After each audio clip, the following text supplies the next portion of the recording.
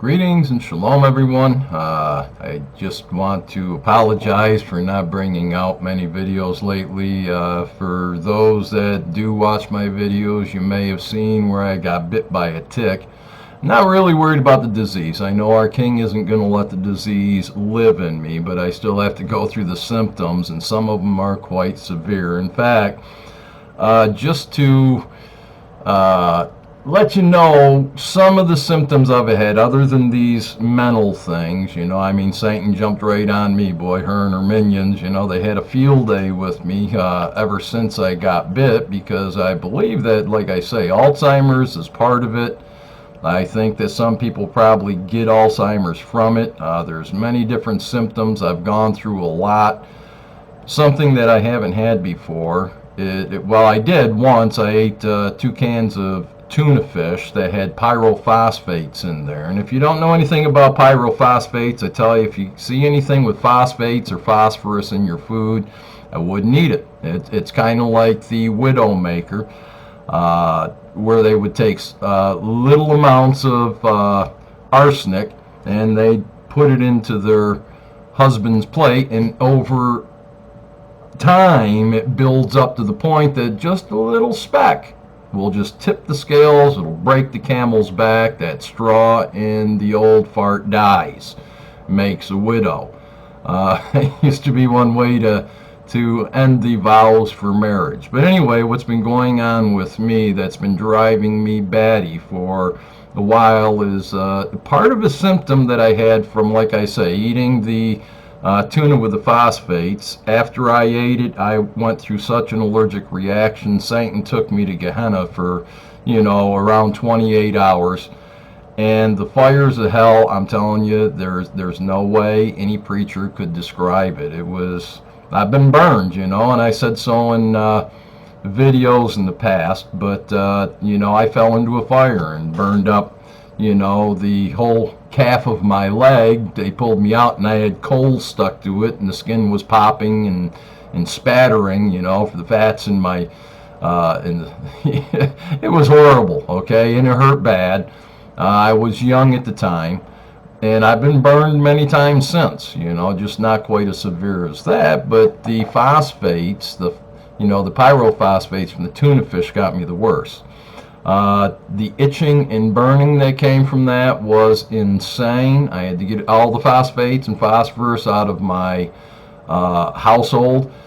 And these people know it, okay? They used to put phosphorus in phosphates in your dish liquid way back, and the housewives would be washing their dishes, and next thing you know, so many of them started breaking out with rashes, and their hands would start splitting and all sorts of things. So they took it out of the dish liquid and started putting in your food.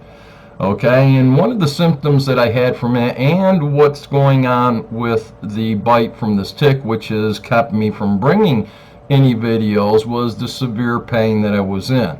The itching, the burning. It's kind of like if you took this baby pin and you just sat here and you got this thing red hot, and wherever I sweat, it's like jabbing 100 of these into the spot where I'm sweating, and just, twisting them and pouring itching powder on it, and it hurts and it burns so bad that when you scratch it, it doesn't do anything for it. So you really got to dig in someplace else to make it hurt worse than the burning and the itching to make it feel better. And it's been driving me bananas. Okay, so that's one of the reasons I couldn't bring a video, was because I started scratching and itching, so I couldn't sleep or anything.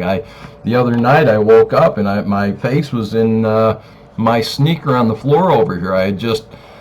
I'd gone for several days without sleep, and I guess I just passed out because I couldn't go any further. I just went blank. I never remember being tired or anything. I remember itching and itching and itching and itching and burning and going, oh yeah, sure, why? And it's all for a purpose. I have to suffer so that, I can depend on my king more. That's the way it is, okay? That's the whole purpose for these things. So anyway, I did want to bring a little bit. I've been listening to Michayl over here. I don't know if you're familiar with this site, the Council of Time, ROF. I highly recommend that you go here. And Michael's been bringing out a whole lot of live videos here lately. And see, I mean, for most of the day, I haven't had many itches. I went for a bike ride and came back, burned for about 10 minutes, and then it stopped. And now it's wanting to come back again because I'm bringing a video. But anyway, the Council of Time, I do want to put a high recommendation out here. From the things I've heard Michayl been speaking of over the years, and I just basically found his site here. I used to go to Barney Winter. And he's got several different channels, but Barney Winter would feature Michayl on his channel, and I would write all the time trying to contact Michayl, you know, and all Barney Winter would tell me, and I'm not putting the man down at all, but he'd say, hey, you know, I got the videos from a different channel that I post here, but he never told me where the other channel or anything was. So I was really blessed, did a lot of praying about it, and I just checked one day for live videos being made, and it just so occurred, I said, well, Council of Time, that sounds familiar, so I put that on, and Michayl, you know, he was there, and he does an excellent job. I agree with most everything that the man speaks, okay, because he speaks from what's in the scriptures. He's got great perception. He sees things differently than most do because he's looking at it with a spiritual mind.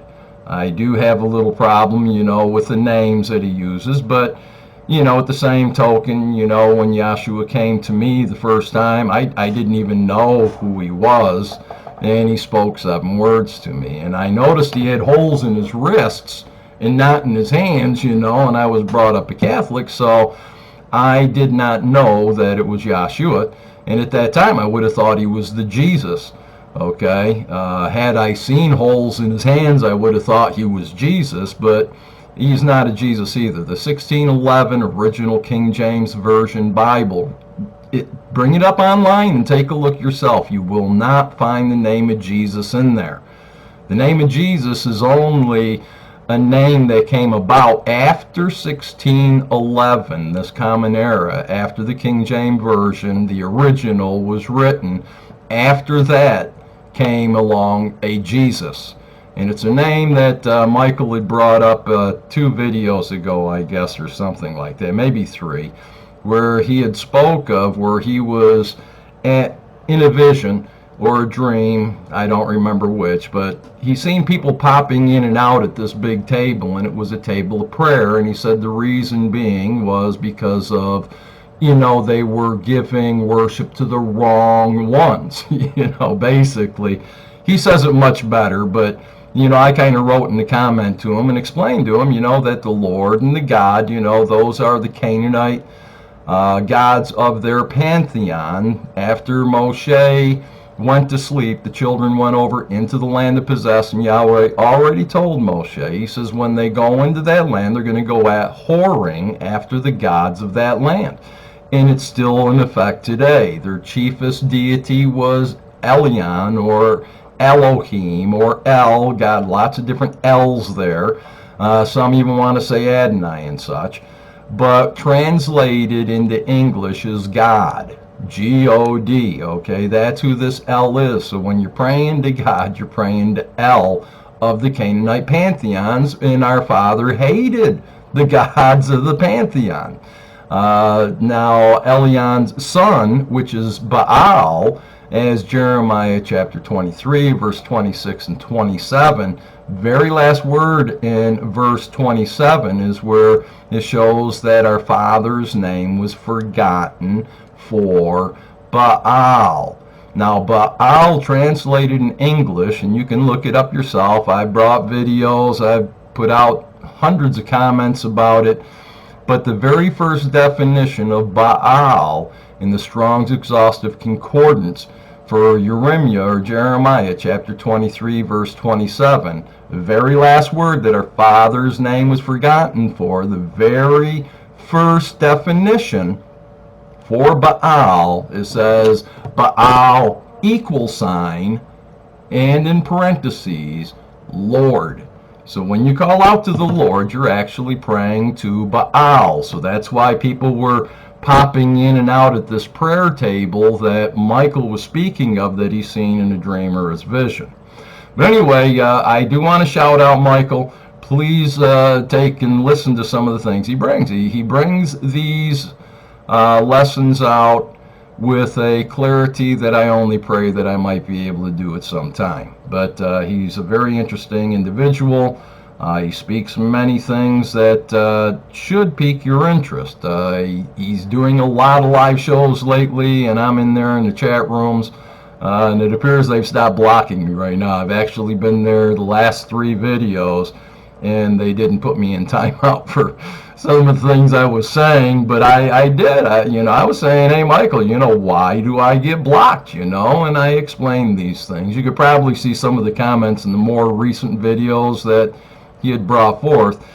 But he was teaching on prophecy for these last days, things that are coming up. And basically what I wanted to say, to keep this short, is that in the end, when our King returns, this is what's going to take place. You're in Isaiah 24, verse 5, and it says, the earth is also defiled under its inhabitants. And please read, this whole part here, because it's going to show who it's on. It's on everybody. There's nobody that's going to escape from this. There's no rapture.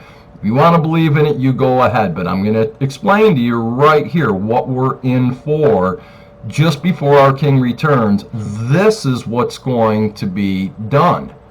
It says the earth is also defiled under its inhabitants. And you have defilement when there's a woman during that time of her month, and she goes into a restaurant or anything else at that time of the month, and she sits down on a chair. Well, it makes the chair unclean. And anybody else that comes in and touches it makes them unclean. And then wherever they go and they sit, it makes those chairs or beds or floors or everything unclean. It's defiled. That's just in a nutshell what actually all this is about. And if you eat pork, man, or whatever, and you're out there touching cans on grocery stores or whatever, that's why when I come home with groceries, I wash everything.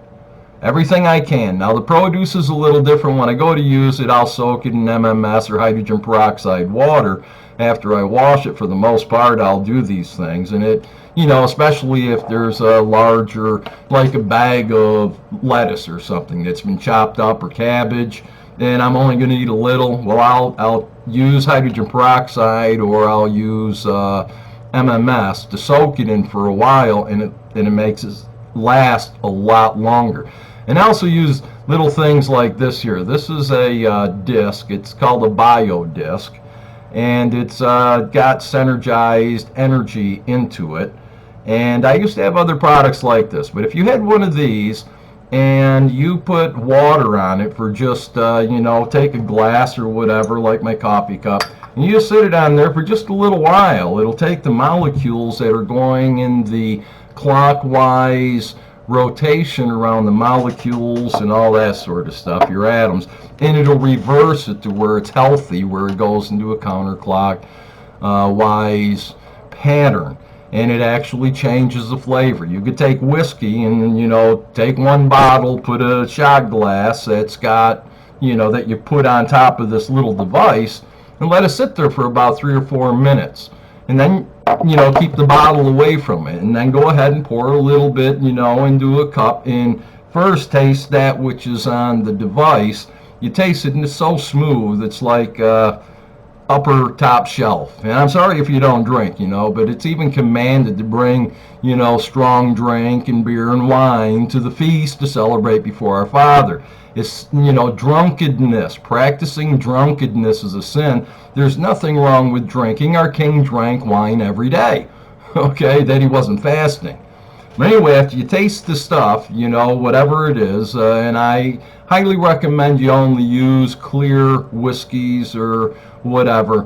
When they start adding the coloration, a lot of times it's pork that they use, a glycerin, because it'll stay within the alcohol and keep everything suspended so nothing like settles in there, okay? So a lot of your whiskeys have pork in it, same thing with your beer. Okay, you have to do the research. But anyway, after taking a nip out of the shot glass from it sitting on this device for a few minutes, I say about 50% of the time after somebody did that, and then they took a drink from that which came right straight out of the bottle, somewhere around 50% of the people actually vomited. That's how rough the stuff in the bottle is. But with this device, what it does that you cannot see, but you can sure taste and feel, even if you put regular water, okay, from the same pitcher, same bottle, and you put some of it on this device, okay, in a cup or whatever, and you left the rest out of the reach of the powers of this, and this ain't witchcraft, okay, this is actual earth powers, you can taste the difference. The water is smoother, you can stick your fingers in it, and it's just like silk, where you put your fingers in the other water, and it's like sandy or whatever almost, okay? But anyway, the world is so defiled. I mean, the earth is starting to vomit out its inhabitants at this time. That's why we're seeing all these floods and everything raging everywhere, volcanoes, earthquakes, fires, you know, it's devastating, but it's going to get worse, okay? It's not going to get better. Please understand this. Our King is going to bring us all through. Those that are going to make it, he's going to bring through, and it's going to be a tough time. So you got to have your minds prepared in advance, okay? That's what you need to be doing right now. I'm telling you, if you really want to make it and endure, you have to set your mind in advance that when something comes up bad, you know you're going to just keep the laws and the commandments and trust in our King. Be thankful to those that are wanting to chop off your head, and ask if you could be the first one in line. That's where you need to be. Oh, you're going to chop our head? Can I be first? You know, mind if I sharpen that blade for you? Or it doesn't matter. You can club me if you want, you know, but can I be first? I don't care about life on this planet. Because look at what's going to take place in Isaiah 24:5. It says, the earth is also defiled under its inhabitants. Because, why? They have transgressed the laws, they changed the ordinance, and they have broken the everlasting covenant. Yes, they're even breaking the everlasting covenant in these last days. That's what it's speaking of. Because it shows here in Isaiah 24:26. Pay particular attention to this, please. Because they transgressed the laws, they changed the ordinance, they've broken the everlasting covenant in these very last days.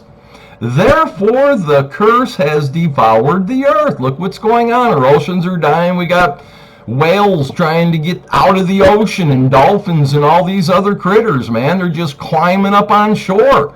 You know, they'd rather die on the shore than stay in the water that we have been polluting and allowing.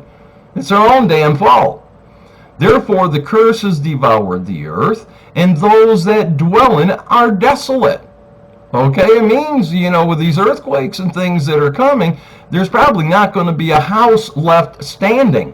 There may not be a building left standing. It's going to hit so hard that every man, woman, child, beast, bird, whatever, is going to be brought down to their knees because of the shaking going on. There's a whole lot of shaking going to be going on.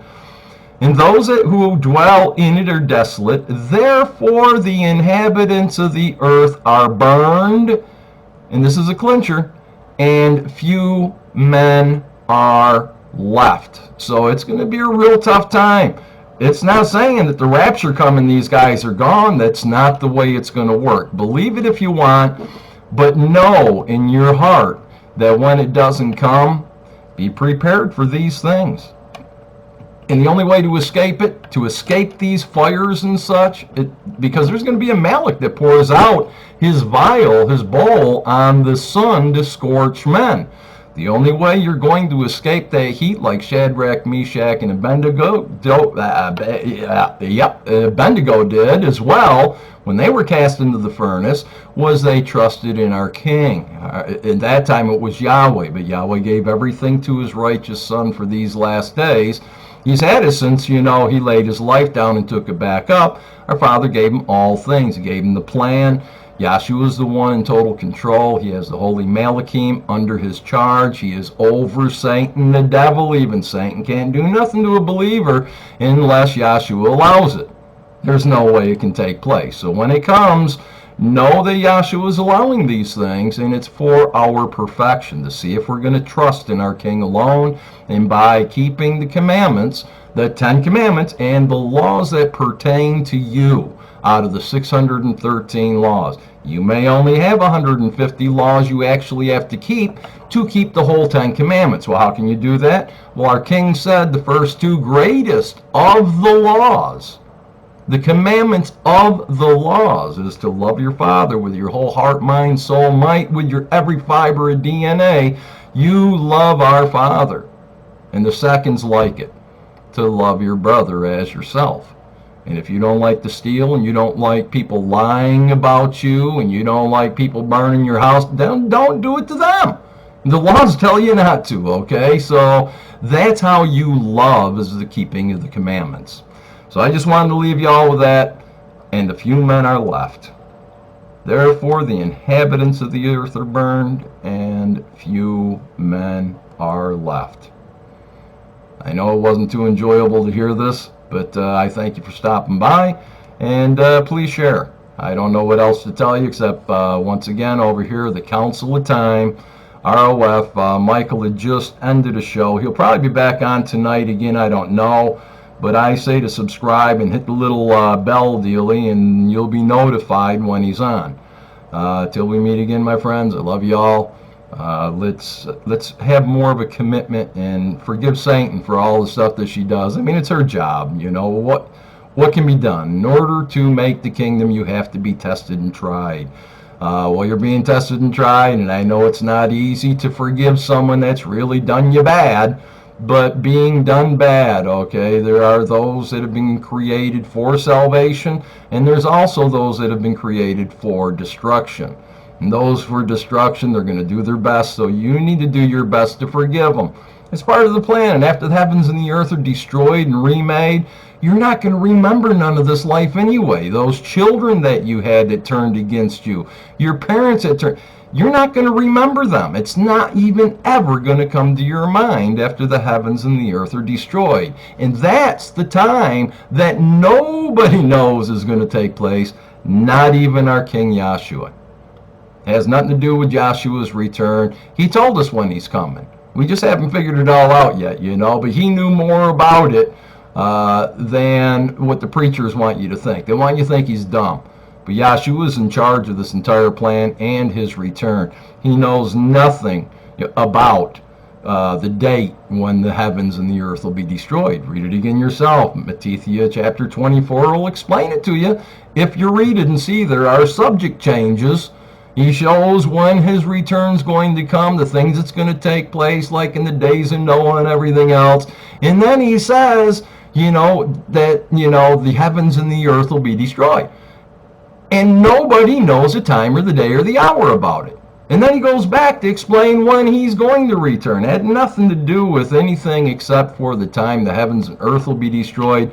And you will have no memory of the torment and the tortures and the tribulations and the losses, the pain, the sorrows, the sufferings, and or etc.